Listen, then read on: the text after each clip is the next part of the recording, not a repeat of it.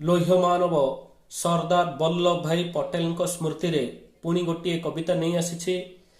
ବିଚ୍ଛିନ୍ନ ଭାରତ ଗଢ଼ି ତୋଳିବାକୁ ହୃଦୟ ହୁଙ୍କାର ଭରି ଭୁଲି ଯାଇଥିଲ ନିଜ ଅଭିମାନ ଭାରତ ଗଢ଼ିବ ବୋଲି, ଭାରତ ଗଢ଼ିବ ବୋଲି। କାଶ୍ମୀର ଠାରୁ କନ୍ୟାକୁମାରୀ ଯେ ଅରୁଣାଚଳ ଦ୍ୱାରକା, ଦ୍ୱାର ଦ୍ୱାର ବୁଲି ଦେଇ ଯାଇଥିଲ ଦେବଭୂଇଁର ବାରତା, ଦେବଭୂଇଁର ବାରତା। କେତେ ମତ ପନ୍ଥ କେତେ ଅପଦସ୍ତ କେତେ ଯେ ବାରତା ସହି, ଏକତା ସୂତ୍ରରେ ବାନ୍ଧି ଦେଇଗଲ ସଭିଙ୍କ ହୃଦୟ ରହି, ସଭିଙ୍କ ହୃଦୟ ରହି। ଲୌହ ପରି ହୃଦ କରିଥିଲ ତୁମେ ଜନନୀର ସେବା ପାଇଁ, ଅମର ଅକ୍ଷରେ ଲେଖି ଦେଇଗଲ ଚିରସ୍ମରଣୀୟ ହୋଇ, ଚିରସ୍ମରଣୀୟ ହୋଇ।